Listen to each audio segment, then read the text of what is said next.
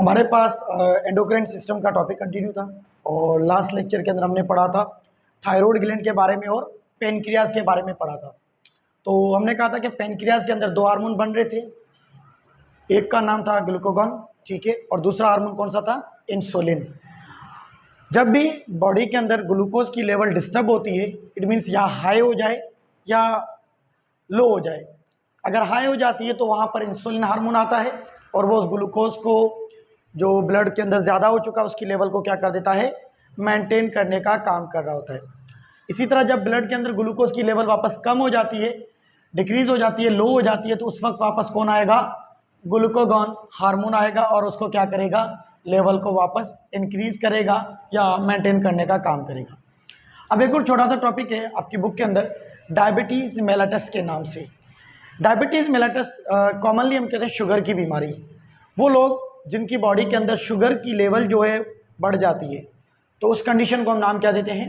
Diabetes mellitus का नाम देते हैं। अब डायबिटीज़ मेलिटस है क्या? इसके अंदर कौन कौन सी बीमारी के साइन सिम्टम्स अपीयर होते हैं और इसका ट्रीटमेंट क्या है और इसको किस तरह मैनेज किया जा सकता है, वो इस लेक्चर के अंदर आप समझेंगे, ठीक है। देन उसके बाद चलिए डायबिटीज़ मेलिटस। वो डायबिटीज़ यूज़ कर रहे होते हैं हम शुगर के लिए। इट मीन्स के वो लोग जिनके ब्लड के अंदर ग्लूकोज की लेवल हाई हो जाए, तो उस कंडीशन को हम कहते हैं डायबिटीज़ मेलिटस। या हम ये भी कह सकते हैं कि डायबिटीज़ शुगर की लेवल इस वजह से हाई होगी कि इंसुलिन सही तरीके से या तो बनता नहीं है, क्योंकि इंसुलिन नहीं बनेगा तो शुगर की लेवल मेंटेन ही नहीं होगी, तो इस कंडीशन को हम कहते हैं डायबिटीज़ मेलिटस। तो सिंपली जैसे कि एक नॉर्मल पर्सन होता है, उसके अंदर ये जो ब्लड वेसल है, ठीक है, इस ब्लड वेसल्स के अंदर होता क्या है कि जब भी हम कोई खाना खाते हैं, खाना खाने के बाद हमारी शुगर लेवल ऑटोमेटिकली इंक्रीज हो जाती है। तो देखा होगा कभी थके हुए होते हैं या कोई भी मीठी चीज़ खा लेते हैं, थोड़ी बहुत एनर्जी आ जाती है। अब वो जो एनर्जी है वो हमें उस फूड के अंदर मौजूद होता है, क्या? ग्लूकोज। ये ग्लूकोज कहाँ जाता है?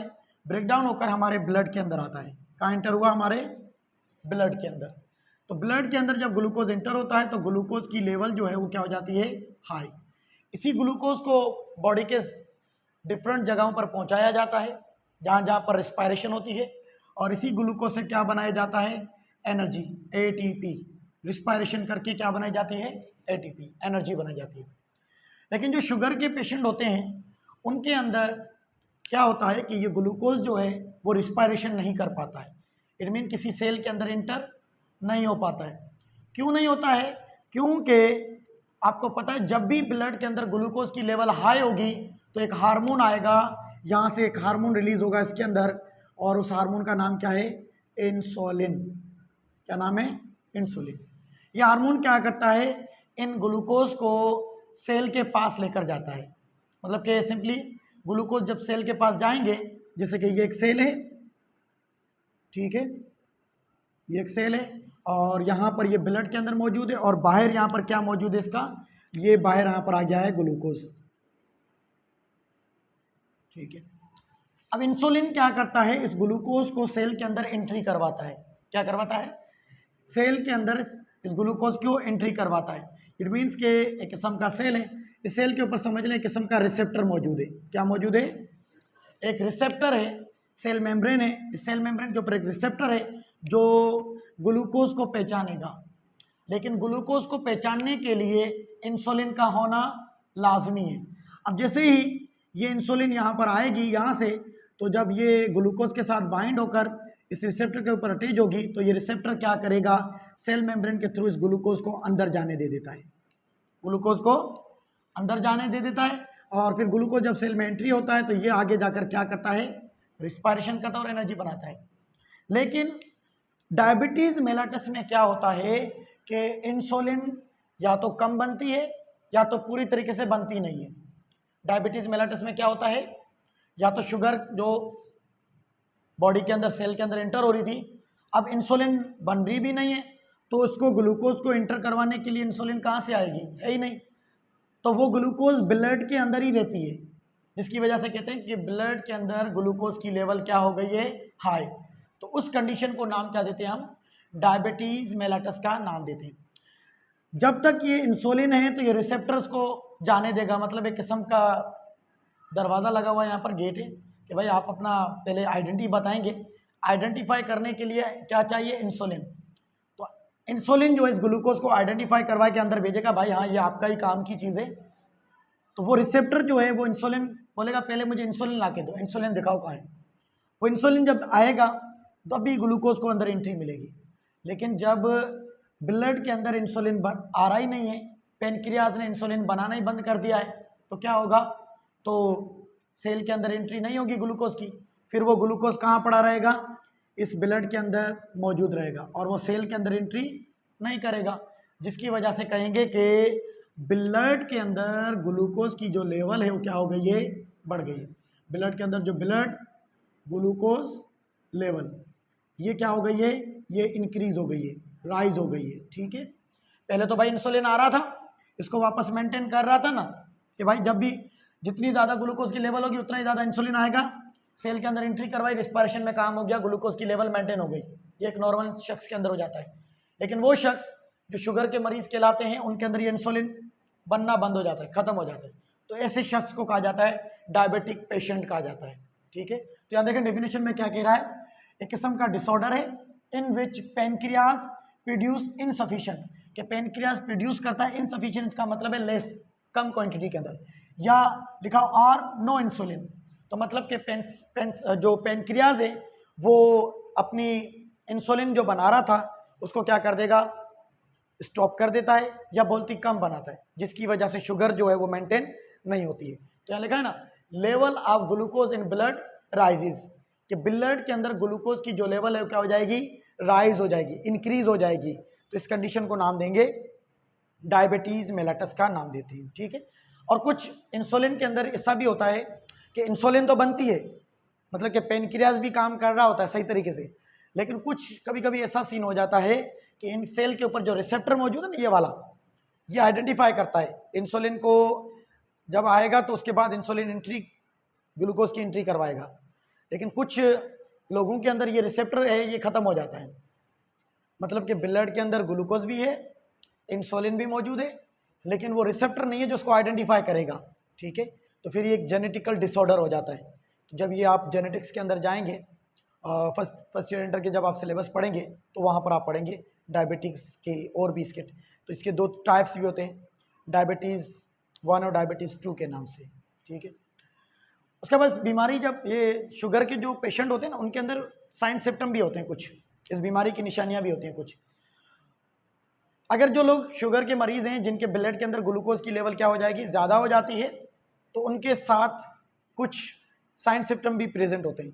खास करके जब वो यूरिन पास करेंगे, जब उनको जो पेशाब होगा, जो यूरिन पास करेंगे, उनके अंदर शुगर प्रेजेंट होगी, उनके अंदर शुगर या ग्लूकोज प्रेजेंट होगी। ठीक है, जिसको हम कहेंगे ग्लाइको यूरिया का नाम देंगे, glyco urea. It mean the presence of sugar in the urine. तो क्योंकि आपको पता है कि ब्लड के अंदर ग्लूकोज ज़्यादा है, सेल के अंदर भी नहीं जा रही है, तो किडनी क्या करेगी? उसको बाहर निकालने का काम करेगी। तो किडनी जब निकालेगी तो ज़्यादा, पहले ही ग्लूकोज ज़्यादा मौजूद है तो उसको वापस एब्जॉर्ब रीअब्जॉर्ब नहीं करेगी, उसको यूरिन के थ्रू बाहर निकाल देगी। तो यूरिन के अंदर ग्लूकोज क्या होगा? मौजूद होगा। ठीक है, दूसरा, उस इंसान को जो डायबिटिक पेशेंट है उसको प्यास ज़्यादा लगेगी, प्यास ज़्यादा लगेगी, क्योंकि ग्लूकोज ज़्यादा होगा ब्लड के अंदर, उसको सोल्यूट ज़्यादा है। जब यूरिन बाहर करेगा, निकालेगा, पानी को बाहर निकालेगा, तो उसको पानी और ज़्यादा चाहिए। तो खास करके जो शुगर के पेशेंट आपने देखे होंगे उनको प्यास ज़्यादा लगती है, खास करके वो पानी का इस्तेमाल ज़्यादा करते हैं। उसके अलावा हंगरी, भूख भी ज़्यादा लगेगी। भाई भूख ज़्यादा क्यों लगेगी? क्योंकि जो ग्लूकोज खा रहे थे वो तो सेल के अंदर यूज़ ही नहीं हो रहा है, एनर्जी तो बन रही नहीं है, तो उसको और एनर्जी चाहिए। तो उसके साथ साथ वो थकावट भी फील करेंगे, टायर्डनेस, क्या होंगे? वो थकावट भी फील करेंगे। इसी के साथ साथ जब बॉडी के अंदर एनर्जी नहीं बनेगी तो पहले से जो सेल के अंदर कुछ प्रोटीन होंगे, फैट होंगे, उनको ब्रेक डाउन करके एनर्जी बनाएंगे बॉडी के सेल्स। इसके साथ आस्ता आस्ता जो प्रोटीन वगैरह खत्म हो जाएंगे, ग्लूकोज तो पहले ही हमारी बॉडी में जो स्टोर होता है वो भी यूज़ करते हैं, लेकिन जो नया जाता है वो वहाँ पर काम नहीं कर पाता है, उसकी वजह से आस्ता आस्ता बॉडी का वेट लॉस भी हो जाता है। ठीक है, तो खास करके शुगर का बढ़ना भी एक किस्म का बॉडी के लिए साइड इफेक्ट है। उसके बाद इसका ट्रीटमेंट क्या है? देखिए इसका कोई ऐसा नहीं है कि एक बार ट्रीटमेंट हो गया कि बंदा ठीक हो जाता है।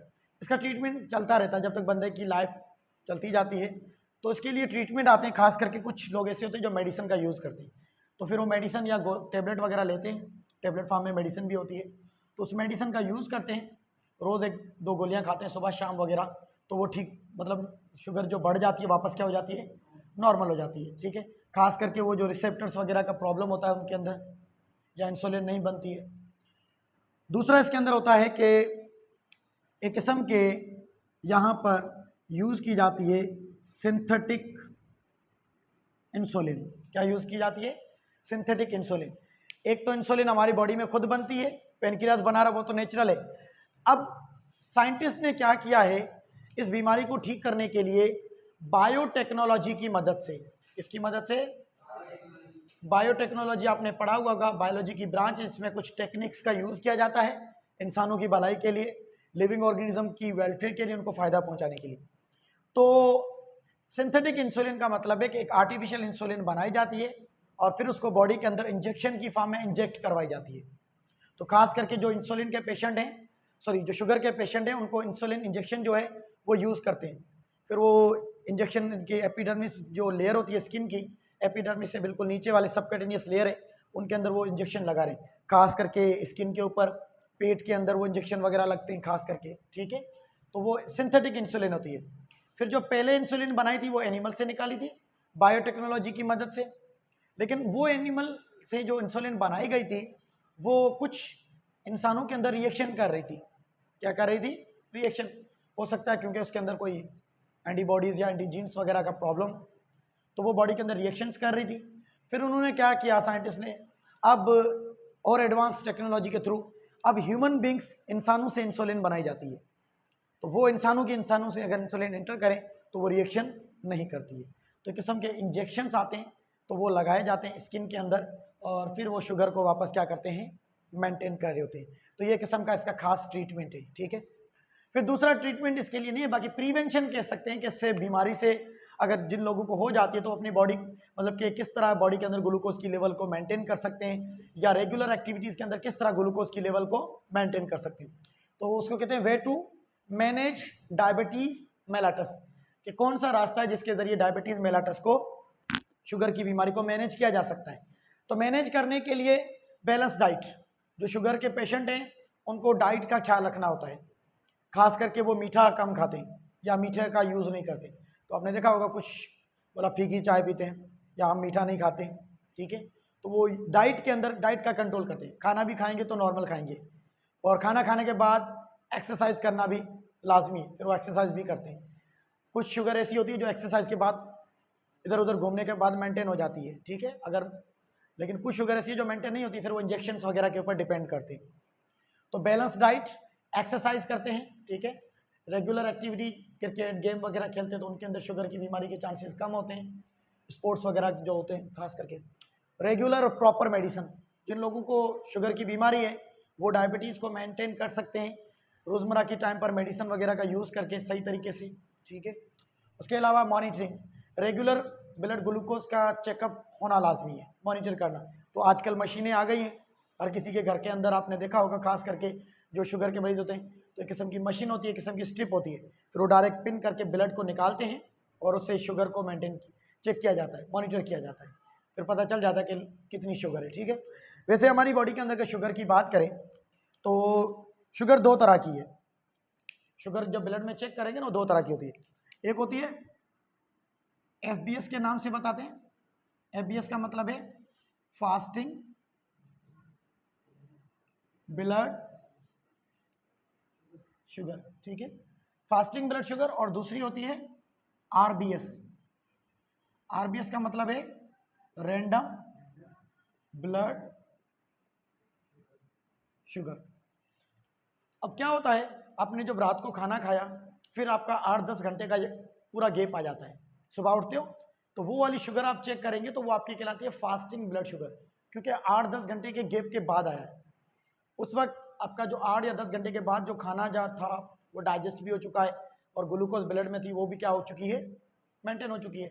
उस वक्त हमारी नॉर्मल जो ब्लड की जो लेवल होती है मतलब कि शुगर की जो लेवल होगी ब्लड के अंदर वो कितनी होगी 80 टू 120, 80 टू 120, ठीक है। इसका यूनिट भी है mmHg के DL के नाम से, जिसको मेयर करते हैं, जिस तरह आप लेंथ को मेयर करते हैं सेंटीमीटर वगैरह के हिसाब से, इसका भी यूनिट है मेयर करने के लिए, ठीक है। दूसरा जो शुगर होती है RBS, ये आप रेगुलर एक्टिविटी, खाना खाया, खाना खाने के बाद 1 घंटा 2 घंटे के बाद आपने चेक कर ली, तो वो आपकी कहलाती है रैंडम ब्लड शुगर। कभी भी आपने चेक कर ली, मतलब कि दिन के वक्त आपने कभी भी चेक कर ली, सुबह जो नाश्ता किया था, तो वो आपकी कितनी होगी नॉर्मल 120 से लेकर कितनी होगी 180, ये आपकी रैंडम ब्लड शुगर है। अब जो शुगर के पेशेंट होते हैं उनके अंदर ये फास्टिंग ब्लड शुगर जो है 80 से 120 जो है ना, ये इनसे और ज़्यादा होती है, मतलब कि 150 प्लस भी हो सकती है, 180 भी होगी, मतलब कि खाना 8-10 घंटे हो गए लेकिन अभी तक वो ग्लूकोज ब्लड में मौजूद है। तो खास करके ये एक किस्म की निशानी है कि ब्लड के अंदर ग्लूकोज की लेवल ज़्यादा है, वो भी शुगर वाले कंसिडर किए जाते हैं। और दूसरे वो रैंडम ब्लड शुगर, भाई खाना खाया, नॉर्मल शख्स का खाना खाया 120 थी, तो 120 के बाद जब खाना खाया भाई 150 हो गई, 180 हो गई, कुछ टाइम के बाद ये वापस क्या हो जाएगी नॉर्मल हो जाएगी। 2-3 घंटे में आपने वॉक की, इधर उधर चले, तो वापस क्या हो जाएगी नॉर्मल। लेकिन शुगर के पेशेंट में ये नॉर्मल नहीं होती है। अगर यहाँ पर 180 नॉर्मल है तो उनके अंदर कम से कम 250 तक होगी, 300 तक हो सकती है, ठीक है। तो ये आपकी बुक में चार्ट बना हुआ है, तो उसको देख लीजिएगा। तो ये फास्टिंग ब्लड शुगर और रैंडम ब्लड शुगर, ये नॉर्मल इसकी वैल्यू है, फिक्स इसकी वैल्यू ये। उसके अलावा डाइटरी मैनेज, खाने के अंदर कौन कौन सी चीज़ों का ख्याल करना पड़ता है, तो 3 चीज़ें कम यूज़ करनी है और एक चीज़ का इस्तेमाल ज़्यादा करना है। ये किस्म का प्रिंसिपल क्या कहा जाता है, डाइटरी मैनेजमेंट का एक प्रिंसिपल है 3 लो 1 हाई। क्या कहेंगे इसको, 3 लो एंड 1 हाई। 3 लो का मतलब है 3 चीज़ें आपको कम खानी है, उनका यूज़ कम करना है, और एक चीज़ का ज़्यादा इस्तेमाल करना है। 3 चीज़ें कम कौन सी, साल्ट, नमक। नमक का जितना आप कम इस्तेमाल करेंगे आपको हार्ट की डिजीज़, ब्लड प्रेशर हाई, इनसे आप बच सकते हैं, ठीक है। क्योंकि जितना साल्ट ज़्यादा इस्तेमाल करते हैं आजकल तो वो हाइपरटेंशन के पेशेंट बन जाते हैं। दूसरा शुगर, शुगर भी आपकी कम यूज़ करनी है, आपको मीठा ज़्यादा इस्तेमाल नहीं करना है।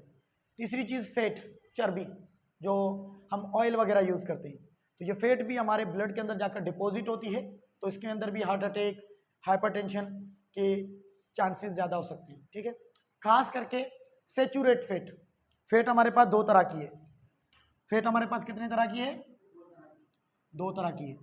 एक होती है सेचूरेटेड फैट और दूसरी होती है अनसेचूरेटेड फैट होती है।